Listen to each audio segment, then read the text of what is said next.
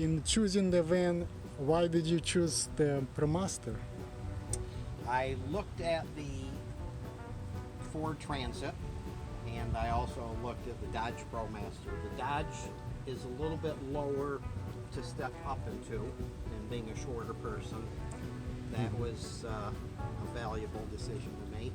But I was also told that the ProMasters have straighter walls, so I knew that the build would be a little bit easier. I guess the final decision was the ProMaster I could get for $3,000 less than the Ford Transit. Wow, yeah. Restore. Would you give a number how much it's cost to convert? I would say about $5,000. That includes the solar panels, the refrigerator, and everything you see on the interior.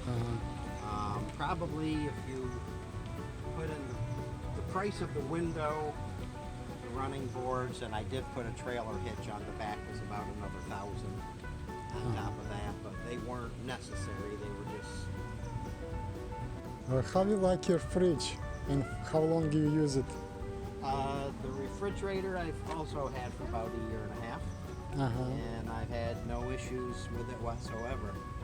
I can run the fridge, my lights, and charge my cell phone and computer, and the longest I've gone was 2 days of pretty much solid rain, and my batteries got down to 12.2 volts. So I don't really feel the fridge uses that much electricity at all. And what kind of batteries do you have? I have 2 Napa Group 31 AGM deep cycle. And how much solar do you have? 200 watts of Renergy. Solar. And they work perfect. I haven't had any issues with them. And I see you have Max Air fans, right? I have 2 Max Air fans, yes. And work. I like them because I can leave them open all the time. Even in a driving rain, I've had no water come in. And I have one blowing in, one blowing out. You know, that way I get a cross ventilation. Nice. Better for you folks, but it's not. Oh, you have that impressive ladder.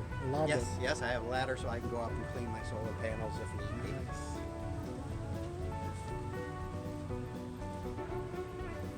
Nice and cozy.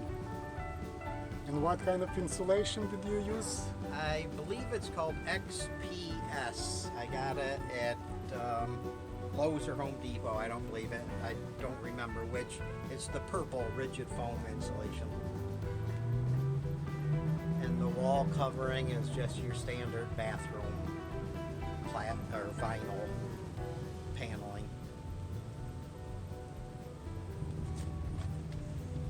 One seat to turn around because I do keep a television stored amongst my junk, but in the last 2.5 years I've only watched it twice. And is it probably $300 to do the swivel seat? About 200. 200, yeah. 200, yeah.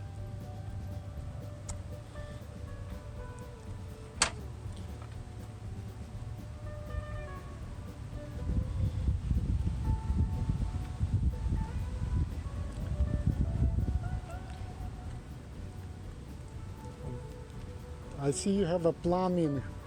Do you have a, how did you do plumbing? All I have is a couple 6-gallon cans of water, and I have one 2.5-gallon for the drainage. And I see you have a propane too.